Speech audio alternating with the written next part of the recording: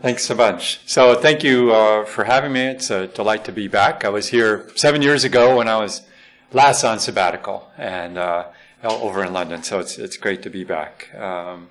So this is a project with a graduate student, Rob Hartley, and a colleague, Carlos Lamarche. It's still work very much in progress. So I appreciate any feedback that you have.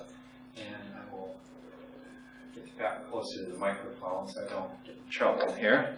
I want to get notes out just in case.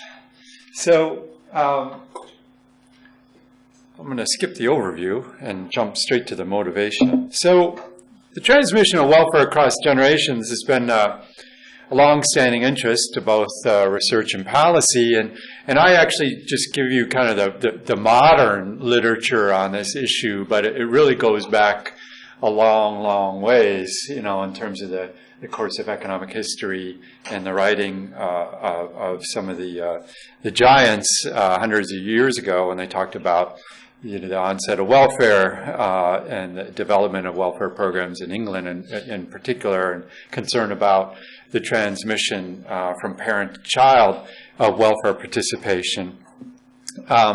And within the more modern era, there's been a number of papers on this topic, and but in 1996, something substantial happened in the United States regarding the provision of welfare, and there was a reform to the Aid to Families with Dependent Children program, which is a primary cash welfare program for single mothers with dependent children. And the major goal of this program was to actually eliminate dependence on welfare amongst these needy families.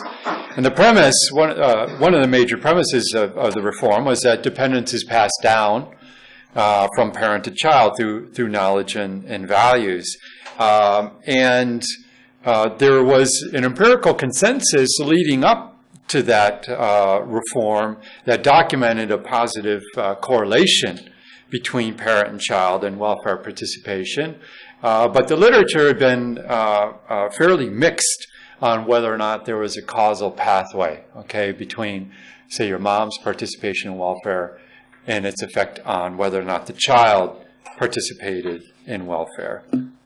And so, for example, it could just be a spurious byproduct of correlated incomes. So, for example, if welfare transmission is causal, then what we would expect after the welfare reform, and I'll tell you more about what the welfare reform entailed in a little moment. If the welfare transmission is causal, then we would expect that after welfare reform, if mother's participation fell, right, then there would be reduced exposure to welfare by the child, okay, so that when the child, the daughter in this case, was an adult herself, she would be less likely to take up the program because of that reduced exposure by the mother, okay, and so there is this transmission from mother to daughter. If it's spurious, however, then generational welfare participation may not fall after reform, unless there's been a change in the economic status of these families, in particular the poverty status amongst the young declined after welfare reform. And so separating out what's referred to as kind of the welfare trap, okay, where there's this causal link, and a poverty trap, okay, which is this correlated incomes across generations, is important for policy to know whether or not the policy as passed was having the effect that the policymakers intended. So let me tell you a little bit about the program that was reformed. So the Aid to Families with Dependent Children was established by the Social Security Act in the U.S. It was during the Great Depression in 1935. Prior to that, there was no explicit federal involvement in the provision of welfare. Most welfare in the United States was designed based on the welfare that was in place in England, and most of the programs were kind of transferred by through the colony, and so in England, welfare was very much a local county or parish level organization, and we adopted that model in the United States. So from the late 1700s throughout most of the 19th century, welfare was provided locally, okay, by your local county government. And towards the end of the 1800s, after a series of major recessions in the U.S., states started to become involved, and they established this program known as Mother's Pension Program. And it really wasn't a pension program the way that we think about pension programs per se. It was really a cash grant to mothers, most of whom were widows, okay? And so the states started to get involved through these mothers' pensions plan, but then the states became overwhelmed during the Depression. So the federal government in the U.S. got involved and created this AFDC program.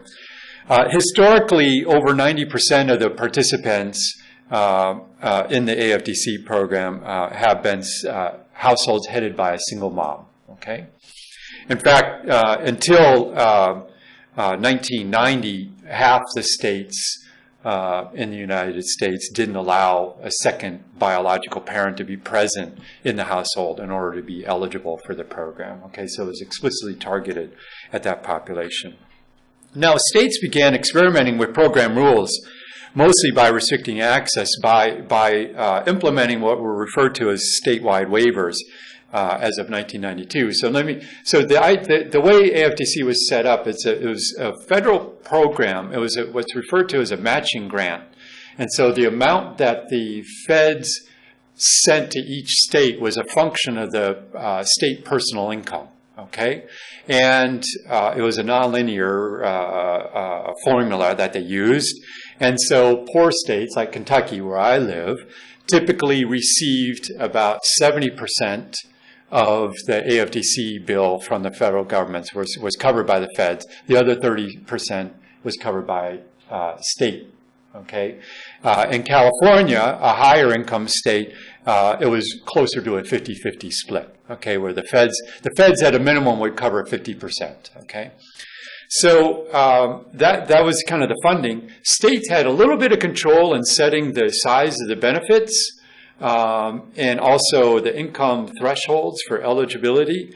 But most program rules were established at the federal level, and there was a lot more federal authority. States, however, had the option to appeal to the federal government to experiment with their program. Okay, and so what they did is they started to apply for these waivers. Some of the waivers started to introduce time limits. Okay, so that would restrict the length of time that you could be on the program. Because the basic rule for eligibility is that you have to have a child under the age of 18 in the household for eligibility. You had to have income, okay, that was low income and so therefore below a threshold. And you had to have low assets. Okay, so given low assets, given low income, given the presence of a child under age 18, then you could potentially be eligible. And it was viewed as an entitlement program, okay?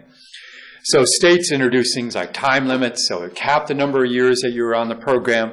They introduced work requirements, so in order to receive benefits, the mother would have to enroll in some work or education or training program. They introduced what was referred to as family caps, so that the way the benefit structure is set up is that as household size increased, the size of your benefit would increase, not one for one, right? So there was an equivalent scale used it was increased but at a decreasing rate. Some states capped that, and so if you had a family cap at a family size of 3, if you had a 4th child, your benefit would no longer increase. Okay, so there's a whole host of different provisions that were introduced that states applied for. Then Congress got involved. President Clinton, when he ran for president in 1992, promised to end welfare as we knew it in the United States.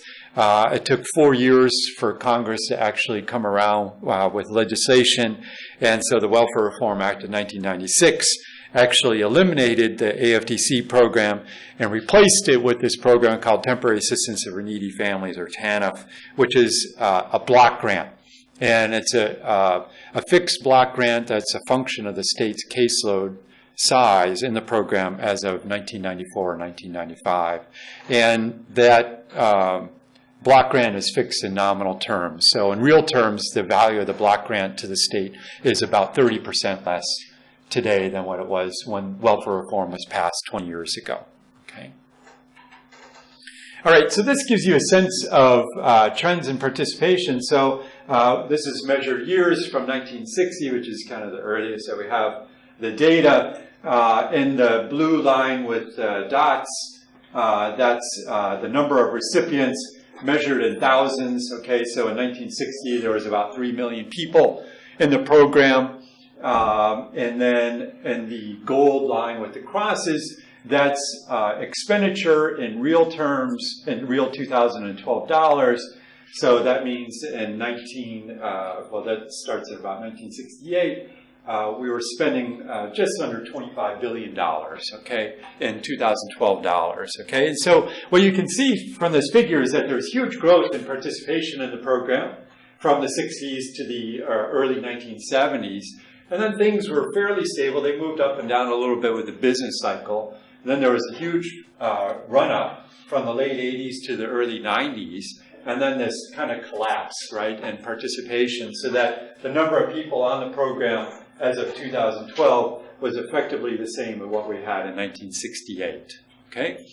So that, total spending, however, did decline, and then it rebounded, okay? And it's been fairly stable at roughly around $30 billion per year, okay? Now, there's one measurement thing that's important to keep in mind when you look at a graph like this. Most people who have done work on welfare reform present, a figure like this. And one thing that the federal government changed is that if a recipient only receives an in-kind benefit and not cash assistance, so an in-kind benefit might be a voucher for a child care assistance or a voucher for transportation, the states don't have to record who's receiving in-kind transfers, okay? They only have to record the number of people receiving cash assistance. And so the expenditure includes both these in-kind benefits as well as the cash benefits, but this curve is only reflecting people after 1996, is only reflecting people who are receiving cash assistance, okay? Now, prior to 96, about 70% of people on the program received cash, and 30% received just an in-kind benefit. Today, it's just the other way around. About 70% receive in-kind assistance, only about 30% receive cash. Okay? So that gives you a sense of the time series. And so, you look at a graph like this, and you say, all right, participation fell quite a bit. What happened to the intergenerational transmission? Okay, and so that's been an issue that hasn't been addressed yet in the literature. So research on intergenerational transmission in socioeconomic status usually adopt an economic model based on a Becker and Tomes type framework where you have a parent that makes a decision about consuming and investing in a child, and so you write down this model that ends up relating the outcome of interest of the child, right, as a dependent variable. So, for example, the income of the child, right, when they're an adult, is regressed on the income of the parent, right, when the child lived in the household, okay, when the child was young. Okay, so that would be the standard model that Paul and Sandy would summarize in their survey of the intergenerational transmission literature.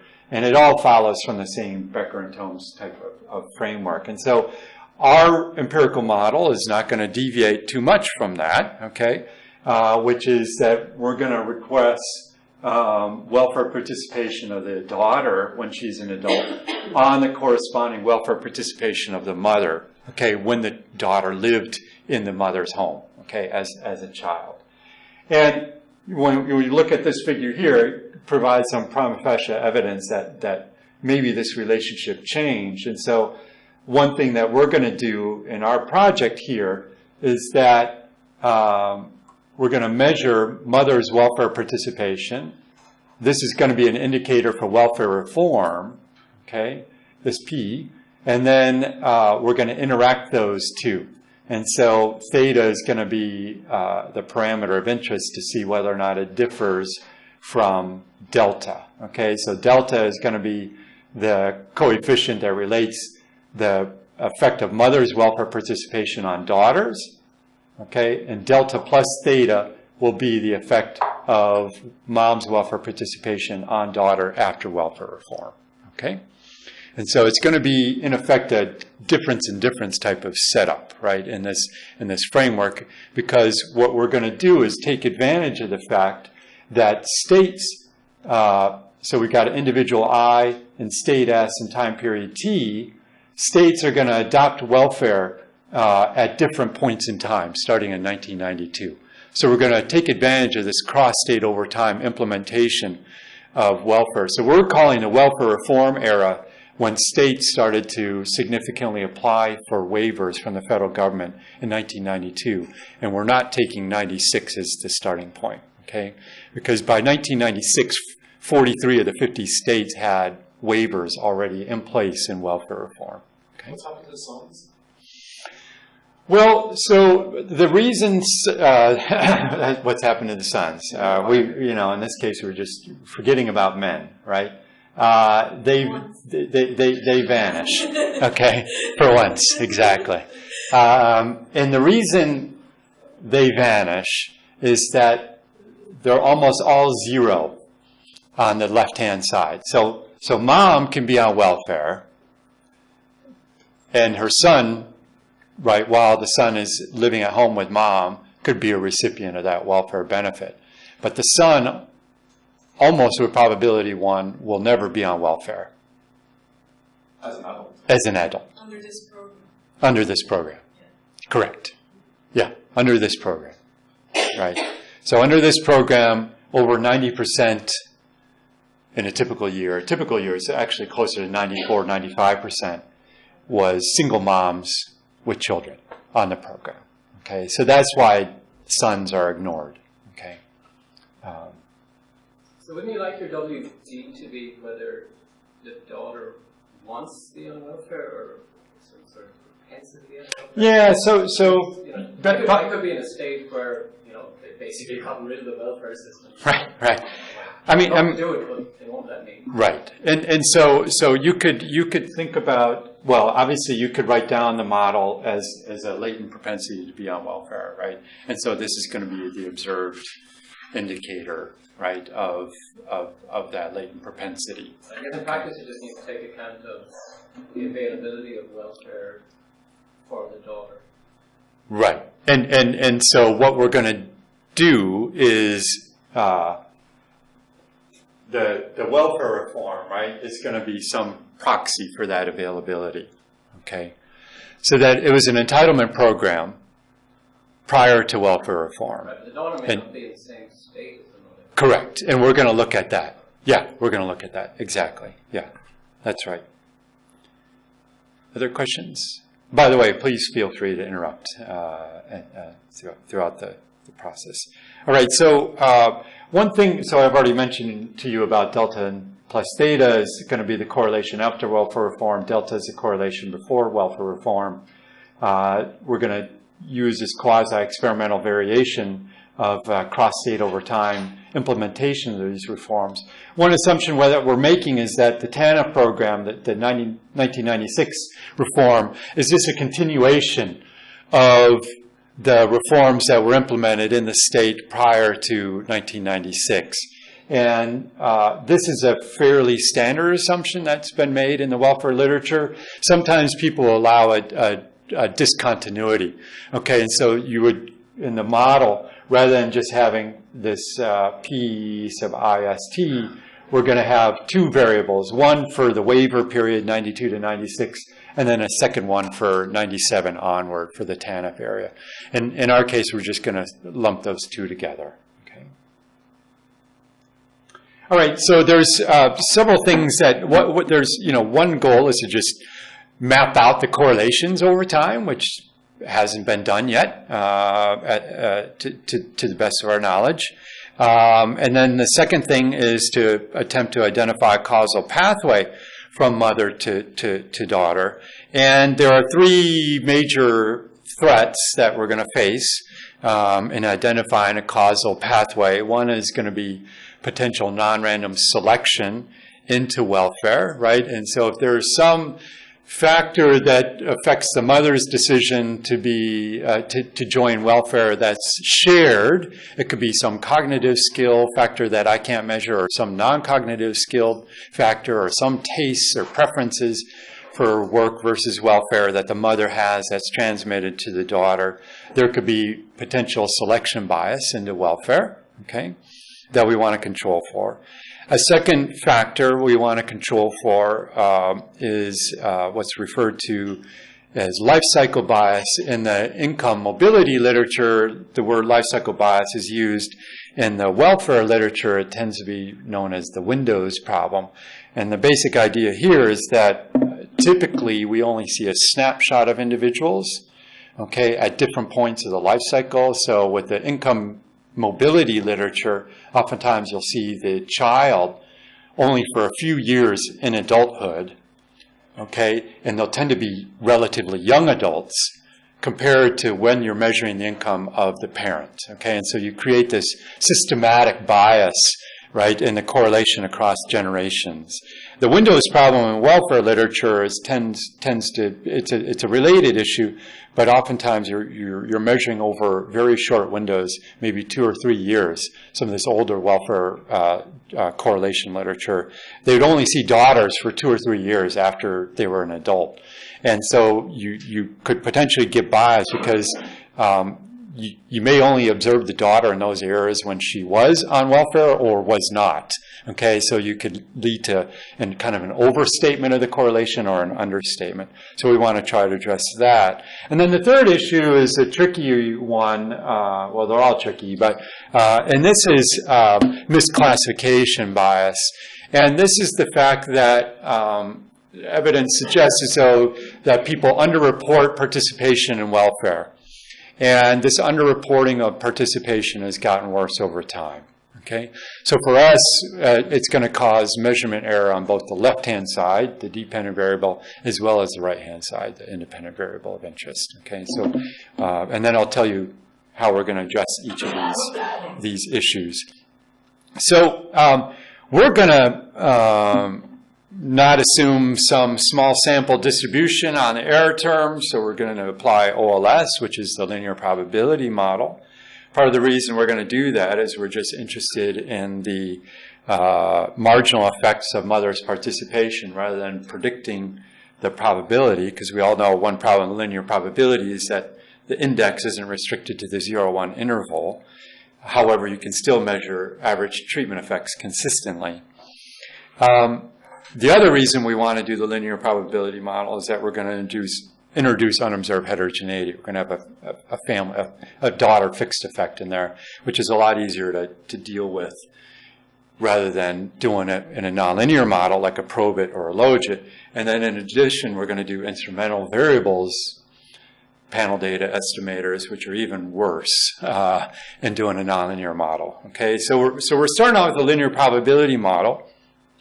And I already mentioned one concern is that, you know, if mother's selection into welfare is correlated with their daughter's decision and we can't measure, so these X's are going to be some demographics that we're going to control for, and we want to try to control only for demographics that are going to be viewed as exogenous to and not endogenous to the welfare system, then we could have this non-random selection. And the literature is in the U.S. has attempted to well, actually, the Dahl et al. Is dealing with Norwegian data. So some of the literature, like Antel, was used like this Heckman selection correction model to deal with the selection. Gottschalk used detailed event history data of mothers and daughters to try to control for non-random selection. John Pepper did bounds. Okay, he did a bounding approach rather than trying to just estimate the parameter. He's just putting bounds on it, trying to address selection that way. Gordon Dahl with co-authors in Norwegian data, theirs was actually on disability and not welfare per se. They used random assignment of administrative judges, right, in the decision for appeals for disability insurance. Solon and all these papers find a causal effect from parent to child. In the U.S. case, the papers by Levine and Zimmerman and Solon et al. Found that there was just a spurious effect. Okay, so this is kind of the welfare as a poverty trap. This is welfare is a welfare trap. Okay. Okay, so what we're going to do is, first of all, utilize the fact that we're using a panel data. And so we're going to write our error term, right, as a function of lambda I. So this is going to be a daughter fixed effect. That's going to be a state fixed effect. That's going to be a time effect. And then this is going to be an overall error term. Okay? And sometimes we're going to assume that that error term is also correlated with the mother's welfare participation. So we'll do instrumental variables with these fixed effects as well. And so the idea there is that if the propensity for mom to be, or the daughter to be on welfare, right, is in that that propensity is time invariant, right, and that correlation with the mom is time invariant, then controlling for this should sweep out any bias that we have, right, from non-random selection into welfare. Okay.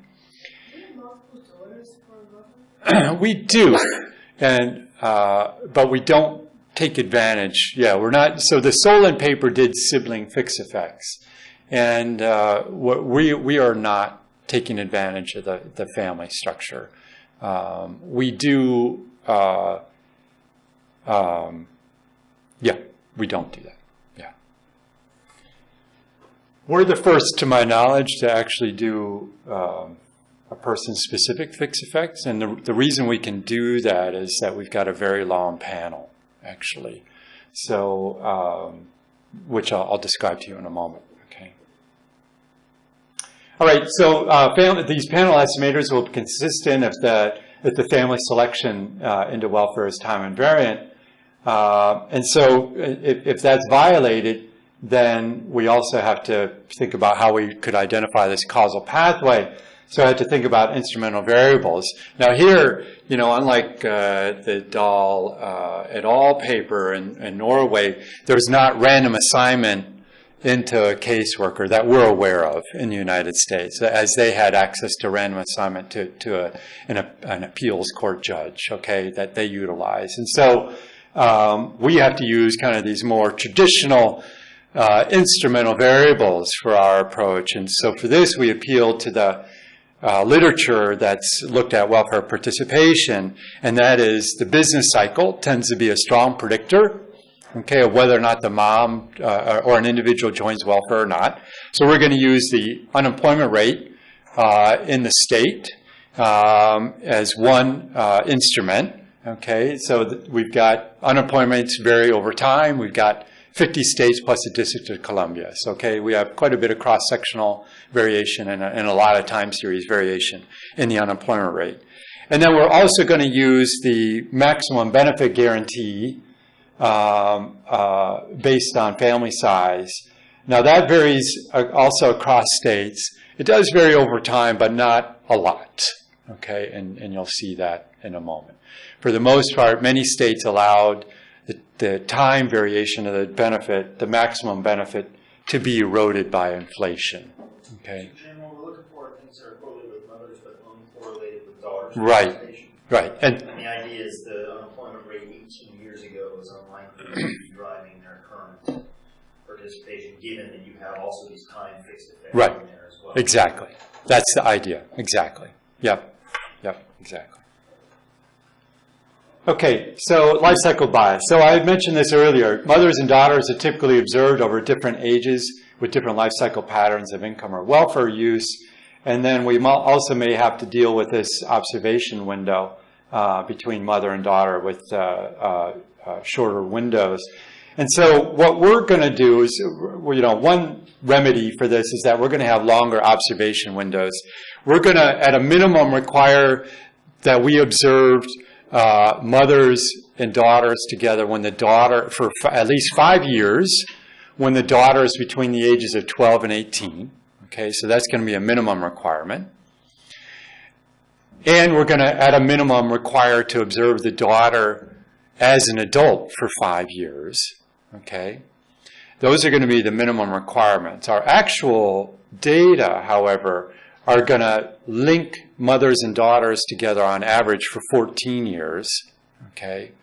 And then on average, we're going to see the daughter for over 20 years, about 25 years on average as an adult. Because our data spans from 1968 to 2013. And so we have the potential for a very long panel. And so what we're arguing is that life cycle bias is not likely to be a big issue for us because we're going to observe the majority of these mother-daughters, right, over the critical ages when they're most at risk of welfare, right? Because remember, welfare, to be eligible for this welfare, you have to have a child under age 18, okay, present. And so we're going to see these daughters for over 20 years after they become an independent adult, okay? And so we're going to go past, and fertility peaks amongst the welfare population around the 24 to 27 age range. And so we're going to, and that's when the peak of participation in welfare is likely to be. So we think we're actually going to solve some of this life cycle problem by just observing more or less the welfare life cycle of these individuals. Okay? And we're going to, but we're also going to go back and do some statistical fixes proposed by Lee and Solon to do some age adjustments, which I'll tell you momentarily about. Then misclassification bias, I mentioned to you, is something that pervades all social surveys, and it's gotten worse over time. The problem that we have is that misclassifications on both the left-hand side of our model and the right-hand side. Typically, if measurement error is in the dependent variable, we only worry about it affecting standard errors, but not the coefficients. But the problem is that we've got a dummy variable on the left-hand side. It's not classical measurement error, so it's non-classical measurement error, and therefore can lead to a bias in the coefficients. Okay, so usually we're most worried about measurement error and a regressor, not in the dependent variable. In this case, with dummy variables and non-classical measurement error, it causes problems on both the left and the right-hand side. In general, most of this measurement error, this classification bias, is what we refer to as false negatives. So these are people who are actually on welfare but report that they are not. Okay? So there's a very small population that say they receive welfare when they don't. Okay? That would be a false positive. Most of these misreports are false negatives. Okay? So for whatever reason, they're embarrassed to tell the caseworker or the surveyor that they're on welfare. They don't remember that they were on welfare because they're asked to think about the past year, and that might be a struggle, and they forget what they did 12 months ago. So these are all things that can lead to potential false negatives. There's some evidence, actually some earlier work by a colleague, Chris Ballinger, with Martin David, using data linked between the Survey of Income and Program Participation, or known as the SIP in the U.S., to food stamp welfare. Food stamp is food assistance program in the U.S. And so it's linked to administrative. And they found that there was correlation between mothers and daughters in reporting, okay, or misreporting, as it were, in participation. And so, but they also found that truth-telling improved the longer that you were in a panel, okay? So it's for people who are more likely to attrit out of a panel are more likely to be these misclassifiers than people who are kind of long-term committed to a panel, okay?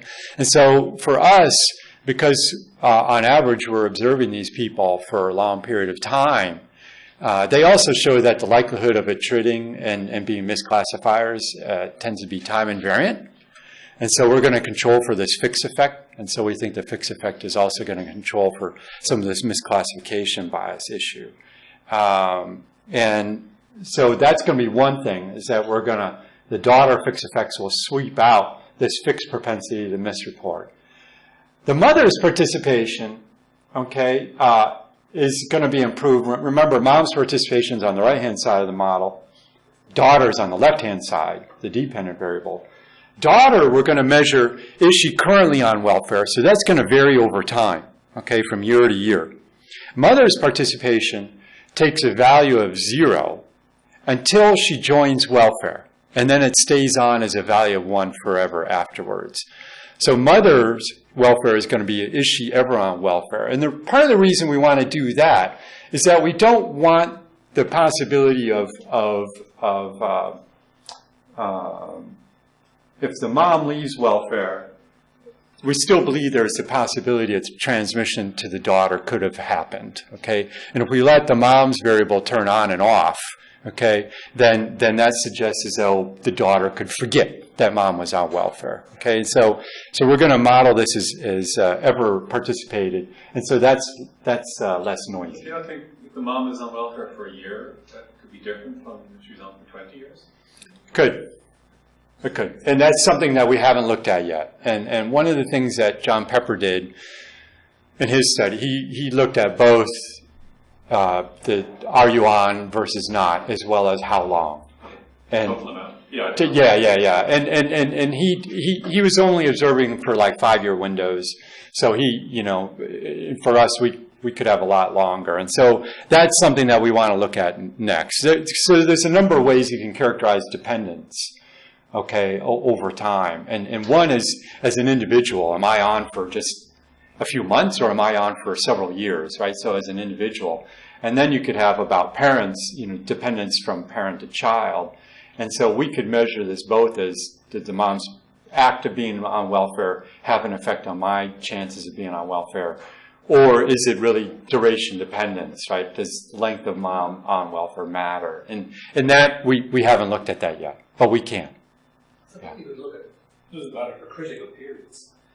If you're trying to distinguish your welfare effect from your poverty effect, just thinking of that, maybe a poverty effect would be where the mum hasn't got enough resources to send the kid to school at a critical period. Right. And then that is a knock-on effect later. So that would be looking at it for a specified window with the kid right. aged, I don't know, whatever, 12 to 16. Right. So I guess for future work. Well, let me show you. We've already addressed that. So let me show you the figure, and so I'll just say please wait, and I'll come to that. So I don't want to take away the punchline there, because that's actually a really interesting question and really an issue that nobody's looked at in this literature yet.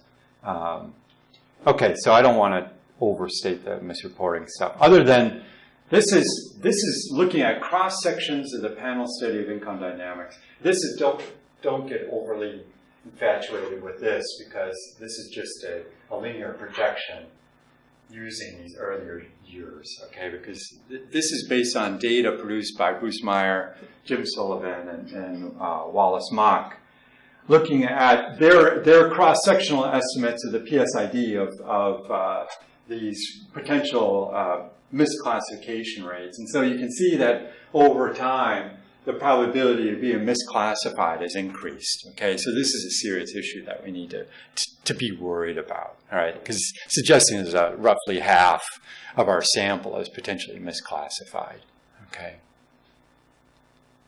This is, by the way, though, we think is an overstatement, because these are individual cross-sections of the PSID, and we're looking at a panel, and as I just mentioned earlier, there's evidence to suggest the longer you observe somebody, the more likely they are to be a truth teller. Okay. All right, and then one other thing that we're going to take a look at is that there are a number of welfare programs in the United States. We're focusing on the one, AFDC TANF program, for most of our analysis. But people who received AFDC and today TANF are categorically eligible for food assistance, which was known as the food stamp program. Today it's known as SNAP, Supplemental Nutrition Assistance Program. So it changed its name a few years ago. And about 80 to 90% of the people who are on welfare, on AFDC, also get assistance from food stamps. Okay. Another program that many low-income families get is known as SSI, Supplemental Security Income. This is a disability program. It's separate from disability insurance, which is for workers. SSI has no work history test attached to it, so children could be eligible for SSI. A child who's mentally or physically disabled could be eligible for SSI. A given individual is not, it's illegal to get both AFDC and SSI for a given person, but a family can get both. Okay, so maybe one child gets SSI benefits and the mom and the other child gets AFDC. Okay, and the total welfare available to the family is considerably higher if they can combine these programs. So one thing that we're going to look at is whether or not welfare reform affected the overall transmission of participation across these multiple programs and not just AFDC alone. Okay? And part of our suspicion is that it may have had less of an effect overall, right, is that this is participation in the food stamp program.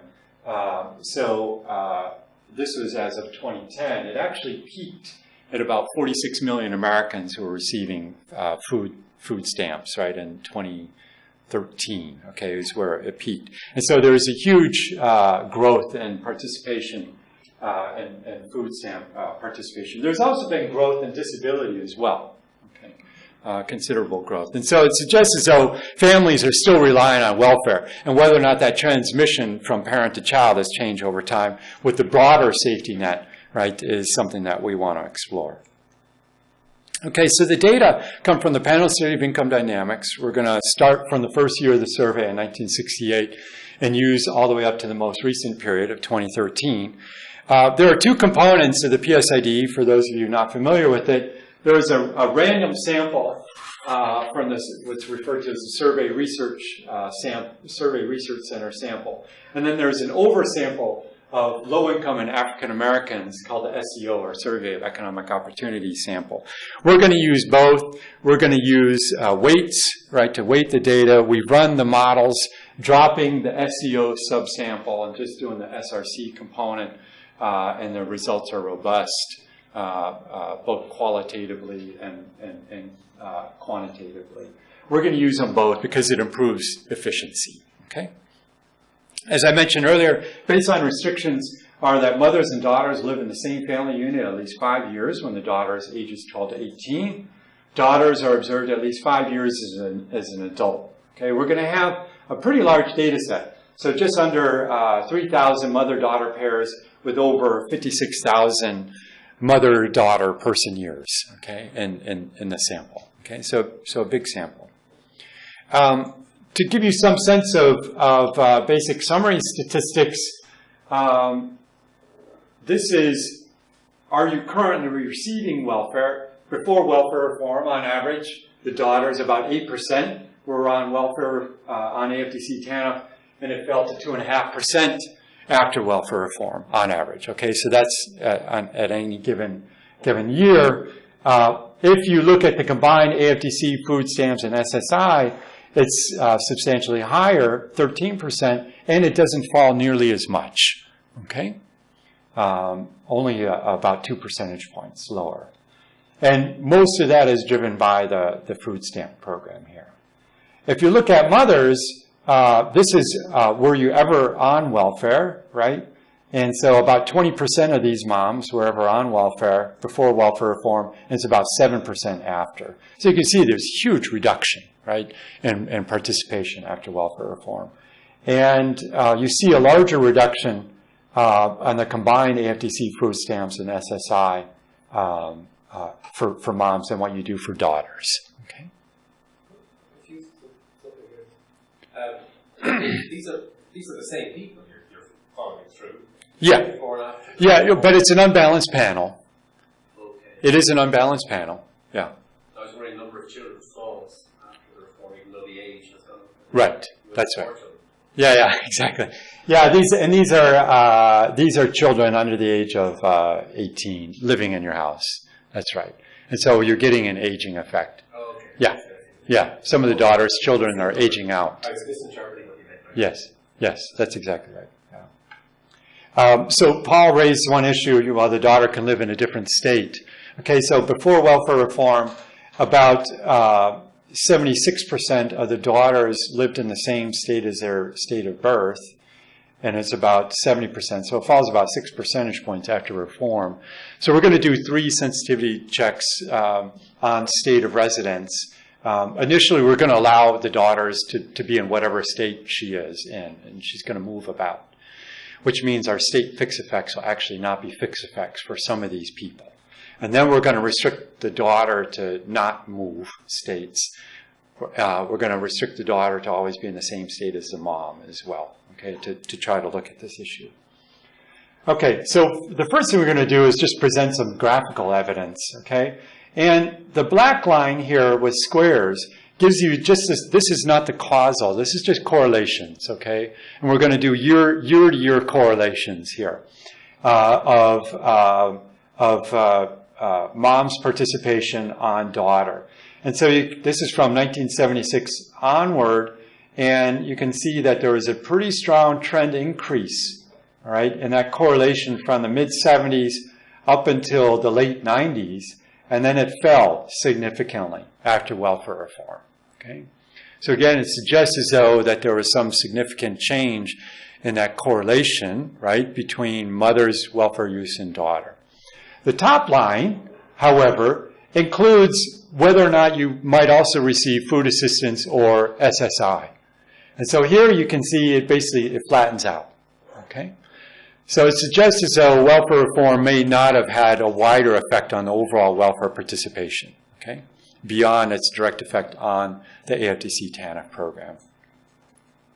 And this is for a sample where we put no minimum window for observing these people. Here, when we put a 5-year window, the data are more noisy earlier in the sample, but you get the same basic idea. Strong reduction after welfare reform and AFDC use, but a relative flattening out in the wider safety net. Okay.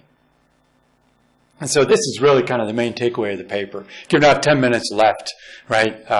This is really this basically tells you the story. Is that we're going to find a significant reduction, a causal relationship between welfare reform and AFDC use, but a much smaller effect of welfare reform on the wider safety net. Okay, so here's our main results. And in the first table 2 of the paper, we've got 10 columns. I'm just going to show you the last 4 for brevity. This is a model where we have controls for daughter demographics, like her age and the child's age and stuff like that, number of kids. There's no daughter fixed effects or instrumental variables. This is the correlation of mother's participation on daughter before welfare reform. This is the interaction of mother's participation after welfare reform. The sum of those 2 coefficients is about 0.04. It's about 80% smaller, okay? So when you add 0.2 to minus 0.16, it's 0.04. It's about 80% reduction, okay? And the level of transmission from before welfare reform to after, okay? If you look at, because the baseline probability falls as well, that turns out to be around a 40 to 50% reduction in the baseline probability, okay, after welfare reform. So that's big. That's a really big effect, all right?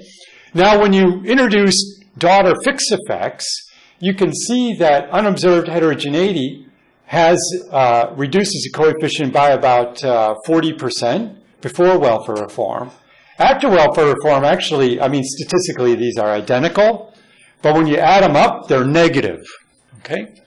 And the strict interpretation of this is that it's not even that mothers were no longer transmitting how to get on welfare, they're transmitting how to get off welfare.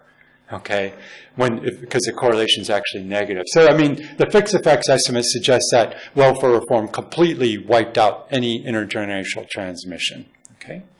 How is the fixed effects identified? So I guess, how is mother's participation changing for any given daughter? Is it? It's 0 until it becomes 1. Okay, so it has to be that the mother has a daughter who's probably in her their 20s and then goes on welfare? Not necessarily, because remember, the daughter, it could be that the mom's not on welfare, say, until the daughter is 15, right? And so there'd be, for our baseline model, we have to see you at least 5 years between the ages of 12 to 18, okay? And so there will be a period in that window where the mother's not on welfare, and then she gets on welfare. Once she's on welfare forever, okay? It is possible, there's a small subset of the sample where the But the daughter could be on welfare at 15?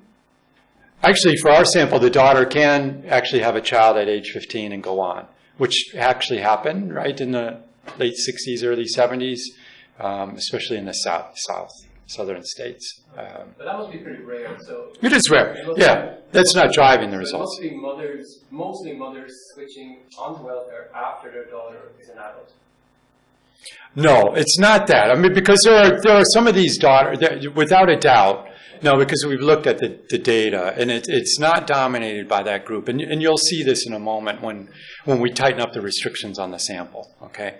But the basic idea is that, yeah, we need the models identify, the fixed effects are identified because there are some observations where mom is initially not on welfare and then goes on later on. Okay, I jumped ahead too fast, but I'm going to need to do that. This is the IV estimates without fixed effects. And here you can see that the correlation is a lot higher once we introduce the fixed effect, or the IV, than it is in the OLS model. But the transmission effect falls by about the same amount, okay, after welfare reform. Again, about an 80% reduction after welfare reform in the level. Here in column 10, this is a fixed effects IV. And here you can see the standard errors just blow up, okay? And this is a problem that there's not enough time series variation in our instruments really to do both, before welfare reform, to do both fixed effects and IV. That's the struggle we have. We seem to have plenty of variation after welfare reform to do IV with fixed effects. But before welfare reform, we're struggling. And we're not, that's just a limitation of the availability of the instruments. We do a bunch of sensitivity checks, and probably part of the reason that we're doing is we're over-identifying the model too much. So the baseline estimates we had this kind of full set of instruments. When we pull back on the set of instruments, we come back to these larger coefficients, but we also got these very large standard errors, okay? One thing that we do is we look to see whether or not this is a one-shot deal or whether it persisted. So we reset the data up as more of an event history type. And so these become dummy variables for each year after welfare reform, for 3 years before welfare reform and up to 9 years after welfare reform. And you can see that there's no statistically different trend before welfare reform. And then in most years, we identify a significantly lower transmission effect after welfare reform, and it's persistent. Okay, so let me jump to the Windows problem. Actually, let me skip that for the sake of time. Let me come to this critical Windows period. So one thing that we do in this left panel is your question. And so what we do is these rolling windows, starting from the age of 0, so a woman who's pregnant with the daughter, up to age 4, and then 1 to 5, and 2 to 6. And so what we do is we ask the question, does it matter at what age the child is exposed to welfare, right, on the potential transmission? So this work on early childhood education and intervention shows that children that have these negative shocks at a young age, right, or severe deprivation at early ages, have persistent effects into adulthood, as opposed to children that have these shocks during later adolescence, okay? People have not looked at this issue in the welfare transmission. And so is there a period where the learning is more likely to take place? And what we show is that the transmission effect seems to increase, right? It actually declines for a little while and then increases over time. So I'm sorry. Which of your 10 specifications is this? This is, oh, thank you. This is the IV estimates. Yeah, this is the IV estimates. Yeah, thank you. And then this is doing the same thing, but taking a rolling 10-year window rather than a rolling 5-year window. It smooths it out a little bit, but the same idea is it appears as though this transmission is more prevalent when the child is older. Okay, they learn more about the welfare system the older they are when they're exposed to that welfare. Okay. All right. So one thing we show with misclassification, that the misclassification bias is important, that the coefficients basically double in size, but the transmission effect still persists afterwards, so it has no effect on whether or not welfare reform reduced the transmission across generations.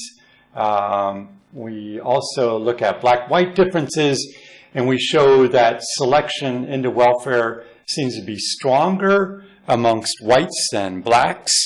But the transmission effect after welfare reform was bigger amongst blacks than whites. Okay, so there is kind of a larger welfare reform effect amongst black Americans than white Americans after welfare reform.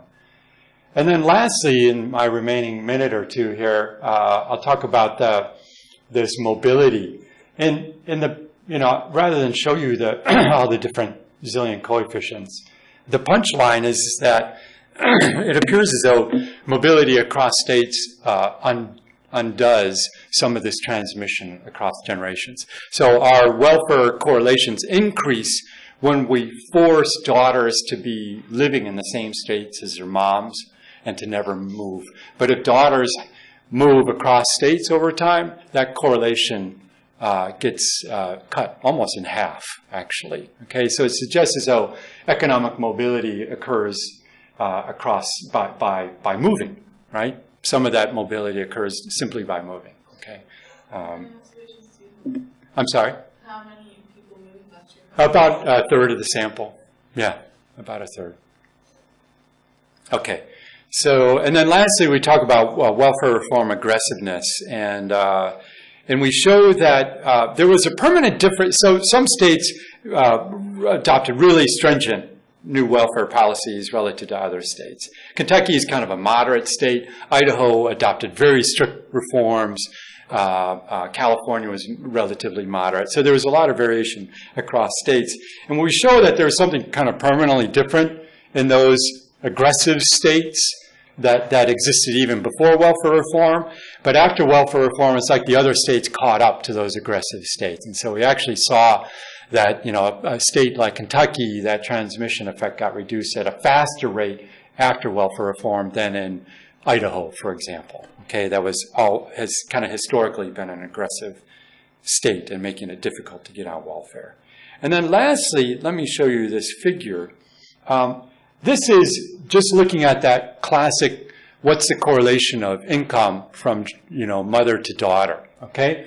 And so the black line here with the X's gives you the log. It's just a simple correlation of the log of daughter's income on the log of mother's income. So kind of the classic income mobility type of figure.